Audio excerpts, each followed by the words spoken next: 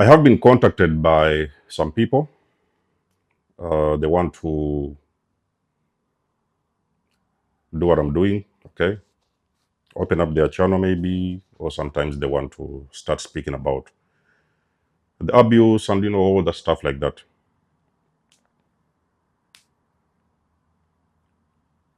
And that's a good thing to do, okay? It's a good thing to do because if you have gone through this experience, you later on realize that there is some people who have been through a similar experience and sometimes you are feeling the need to help some other people. It's a good thing to do. I do advise if you can and you want to, please do it, okay? It's very important. The further the message spreads out into the universe, the more people you break free, the more people will get out of abuse, and the more we shall put these narcissists into their own place. But there is some things you have to know. There is some simple rules you need to follow. First of all, when you want to speak out on abuse, it is very important to understand where are you coming from energetically. That's for the first question. The second question is this really what you want to do? Is this what you want to do? Because you may be just pushing your way through it, but it's not what you want to do. It doesn't necessarily mean that there's other people who are speaking about abuse that also it is your path. So you can go and create the platforms and start talking and stuff like that. So that is the question you need to answer yourself for yourself. Is this really what you feel or what you need to do? Because there's a very big chance that you may sometimes pop into different things. You may be destined to do different things. You may be here for different things. It may not be your path or your purpose. Because there's even a possibility that maybe, probably you're just going to write a book. You may just write about your experience and what it is you want to, and you publish your book out there. You never know who's going to buy your book. Okay? And another one, which has been the first one, which should have been the first one, is you need to first of all understand. Check yourself. Are you not the narcissist, for starters? If you look around a lot of these coaches, there's some coaches that are talking about abuse. They have been through it, okay. When they are talking, you know that they have experienced it. They even sometimes know what they're talking about. But then you may look beyond the veil and you realize that these coaches sometimes they can also be the narcissists themselves. So maybe there was even the problem. So because you left these people, you're out there healing, doing your own thing and whatever, surviving and stuff like that. And then you run into this coach who is talking about abuse. But you know on the inside, there was the people responsible for abusing you. So try to understand, okay? There's so many ways to understand. Are you the narcissist yourself? Because when you can confirm that you have been the abuser, you have been the victim, not the abuser, you have been the victim of abuse, then that means that you are going to have a real, genuine, authentic story. There is something very unique about survivors of abuse. When you listen to that story, it may sometimes make sense at the first time. It may not. It may sometimes make sense for you after a couple of videos, watching a couple of videos, 3, 4, maybe even 10, maybe even sometimes it can take you 3 or 4 months to start to understand that these people, they are really victims of abuse. Because when they're speaking from the heart. They are really saying it exactly as it is. What they experienced, they are not sugarcoating anything. They are saying it exactly as it is. That is how you know that person is a victim, because they are speaking from the heart. They are not speaking from the ego. They are speaking from the heart. And the heart can only give a true and authentic story. Let's go back to one of the rules when you're going to talk about abuse. Where are you coming from energetically? I've seen some victims of abuse, survivors, who have left a narcissist, and in the next week they come out online, they're starting to say this and they're saying that and saying this and they're saying that. And I can tell that this person just left a narcissist. So they are still in shock. They are still trying to gather all the pieces together. They haven't yet put everything together in their mind. Everything is like all over the place. Their lives are still upside down. So it is necessary and very important to take some time off. When you have left a narcissist, you have left a very difficult individual, very dysfunctional person. So you take some time off, find the quiet zone, your quiet, safe place, and sit down by yourself and process that experience. Do whatever it is you need to do, like I've said, to heal. Okay, try to make sure that you get into healing practices. Try to make sure that you get yourself back together, get your head back in order, stuff like that. And then work on your energy, because when you have gone through intensive abuse from a narcissist, your energy is at a low. And sometimes this thing is going to come out even in the videos. Is why I'm telling you that I know some people who have had channels, and then after like a couple of months, maybe 7-8 months or stuff like that, they have pulled down their channels. I know some people like that, because the more you heal, you get your energy back. You're into this very good state of mind. And usually what happens is that you can even look back in your videos, like the first video you did maybe 6 months ago, or maybe a year ago, or maybe 8 months ago, and you're seeing that that video, it wasn't really a video you should have done, because there could have been some things you were saying you wasn't supposed to say. There could have been some things you put out there. It was like a very difficult and toxic energy. So when you are trying to speak about abuse, that is one of the things you need to look at. So you go out there and invest some time and energy into yourself. Take some time for yourself. Understand what exactly happened. See it for what it is. Mourn, cry. I don't know. Do some healing energy on yourself. Do some healing practice. I don't know, like I've said, what healing means for you. For you, healing may be going back to the gym. For you, healing may be working out, exercising out, meditating, praying. I don't know, in whichever way you can. Healing can be different for everybody, but normally for the survivors of abuse, we have got some kind of a similar healing procedure and the healing process. So work on your energy first, because if you do not work on your energy when you are healing after abuse and you want to speak out on abuse, that energy will show in your videos. Okay? Because you may be doing a video, for example, and you can remember, and you could remember, let's say, a moment that happened when you were still with those people, and you can be triggered sometimes during the video. And when you do get triggered, you may start saying some things that you shouldn't say. I've seen a coach where a while ago who used to come out and do videos, and the only thing I would hear them cursing this and cursing that and cursing this and cursing that. So basically, I could learn that this coach, yes, they had been healing for some time, but I believe probably at that time they wasn't ready to start producing these videos, because all the energy you would hear, the words they would use, the body language and stuff like that, they would just keep on cursing out and cursing this. So basically what you need to do, empaths, is take a little time on the side to, first of all, find a safe zone, safe place. You know that the nurse is not going to be banging on your door. Sometimes you may be in the middle of a video and they are going to show up and calling and begging you and stuff like that. They may be bombarding your phones with messages. So make sure that you are not in that place where the narcissist is going to have access to you. And then you are simply, or I could say, in any way that you can, working on yourself. You are healing.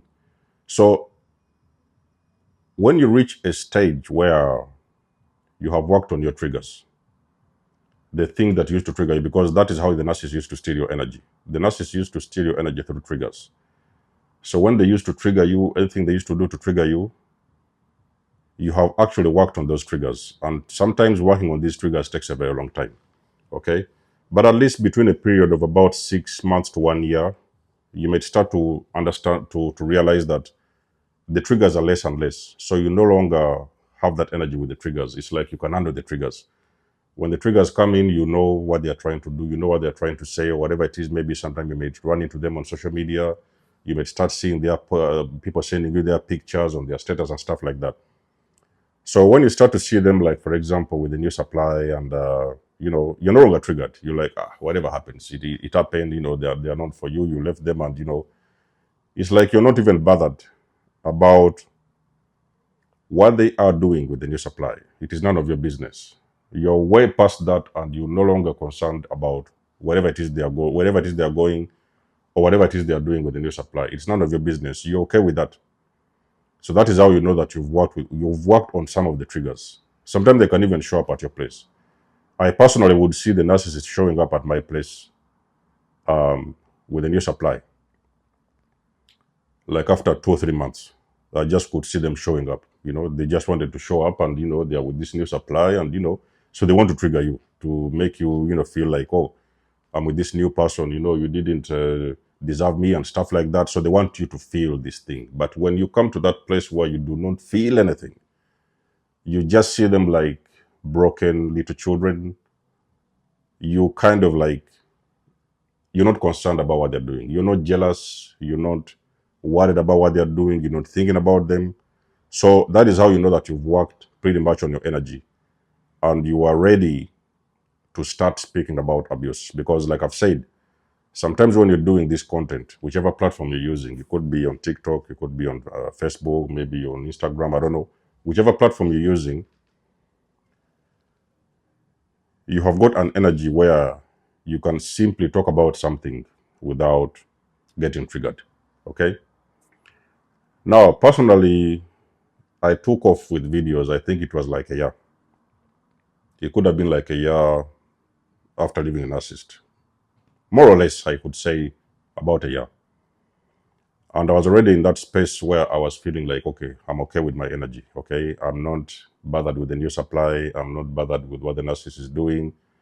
I see it for what it is. I understand it for what it is. I'm no longer doubting myself. Okay. So you have already passed that level whereby you're no longer doubting yourself and your intuition. That is when you can be able to start speaking. Now, when you're speaking about abuse, like I've said, it is not going to be something easy. Okay. A lot of people don't understand how we do these videos. It is not easy to talk about these kind of experiences. Sometimes it can even feel very uncomfortable because you're talking about something. It's not like you're talking about something very beautiful or something, a good experience, or you're talking about something, abuse, and you're saying it exactly the way it happened.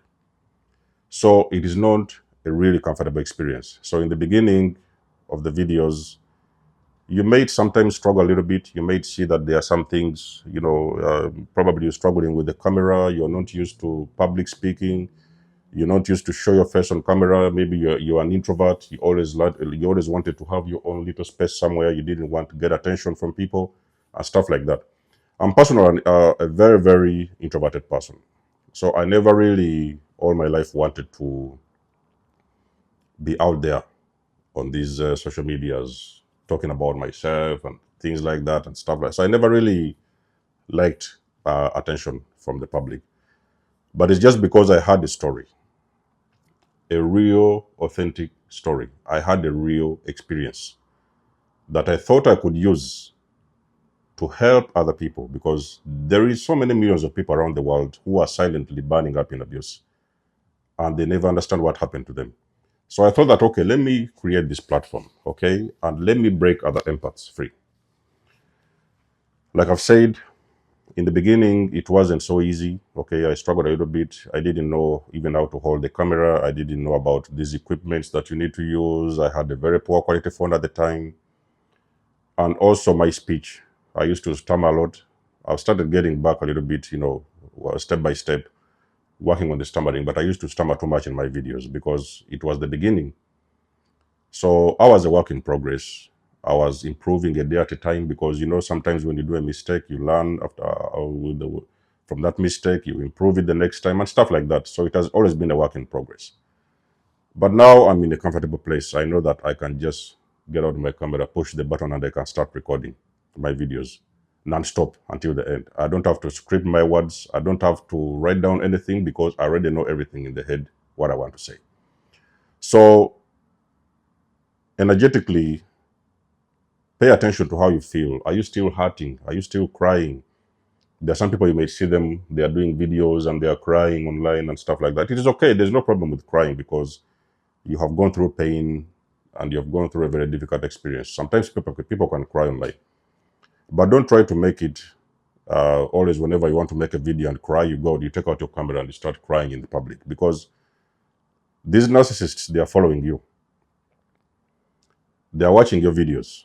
Okay, you may not know this, but they are secretly watching your videos. They are stalking you online. They are using fake accounts to watch your stuff. So when they see you in that state, you're hurting, you're crying, and the stuff like that, and they may get supply from you as well. They may actually get supply from you. It gives them supply because it makes them feel like they're still more powerful because they did some things to you, and you're still hurting and you're still in that energy of hurting and crying, and that sorrow energy. It is supply for a narcissist. So you don't want to keep on giving them supply when you're doing videos and you're crying and you busting out and you're lashing out and stuff like that. The energy is not good. Excuse me. So get yourself in good energy first, and then see how you feel from the inside. And then that's when you know that you're ready to start speaking. And should you start speaking about abuse, many people don't tell you this. A lot of coaches have not told you these things. Many coaches, they talk about these things, and sometimes, they will not tell you the details. But me personally, having gone through this abuse and having been doing videos for quite a while now, I understand that energetically, you need to come from a place where you're feeling good. It's kind of a feel good energy. It's not like a hurting or feeling bad energy. It's why you see people pull down their videos after like some months. They pull down their videos because they're looking back in some months, and they're saying that they're thinking that they did not feel good at the time when they were doing that video, and maybe they said something they shouldn't have said. So for the empaths out there, survivors of abuse and stuff like that, please take your time. Okay, social media is here. There are so many platforms in the world you can use. There is different types of them. So take your time. You can start with the easy things. If you want to speak out, for example, you can start with the channel, for example, which doesn't even have to do with abuse. It can be sometimes doing the things that you love. Maybe you're a person who likes to cook. You can start with these simple videos and try to cook your recipes, share this with the world. And you never know, you may even sometimes start getting some healing energy as you're doing that. Do the things that you love, showcase it to the world. Do something, maybe a person who likes doing spiritual things, yoga, maybe a person who likes meditating, maybe a person who likes, I don't know, whatever it is you like to do, gardening and stuff like that. Go out there and do those little things. It doesn't necessarily have to be about abuse, because the abuse is very intensive and sometimes it may end up triggering you. So you don't want to put yourself in that situation where you just keep on getting triggered for no apparent reason. So give it a few months. Like I've said, for me, it was about close to a year. For you, it could be longer, or sometimes it could be less. It depends on your energy, where you're coming from energetically. Because for me, one thing what I noticed before speaking about abuse, I had to first of all break trauma bonds. Because if you're talking about abuse and you still have a trauma bond with that narcissist, it is going to make your speech impossible. It is like everything that you're going to be talking about, that trauma bond will keep on getting activated. You're talking about the narcissist, the trauma bond is activated. So basically what you need to work on first as a survivor and victim and survivor of abuse is, first of all, working so hard to make sure that you break out of the trauma bond. I've done an entire video on how to break a trauma bond. We have gone through all the details and the things you can do. So like I've said, there can be people who may break a trauma bond within 10 weeks. There can be people who may break a trauma bond in 6 months. There could be people who may break a trauma bond. So everybody has got a different setting. We are not the same energetically. There are some people who heal faster than the other ones, and there's no problem with that. Everybody has got their own time to heal. So work on the trauma bond first. It is what is going to help you and give you the energy to be able to talk about that experience, because you need to speak about that experience in a way that doesn't trigger you. You are no longer triggered, because it is the trauma bond which keeps on bringing about those triggers. Whenever you talk about something, you get triggered. You remember something, you get triggered. So first of all, break out of the trauma bond. And then you're ready to start speaking about abuse. Even those narcissists that are stalking you, because I've told you that they will stalk you anyway, you cannot stop them from stalking you. So when they are stalking you and they are seeing the things you're talking about, they will know that this person has healed. That person has healed. And they will know that you no longer have that energetic connection between you and them. They can feel like there's a bridge, like there's something like a wall. You have broken out of that trauma bond, and they can feel that there is things you can say with passion, and there's things that you can say with energy. And they feel that you're coming from a place of a very good and strong, vibrant energy.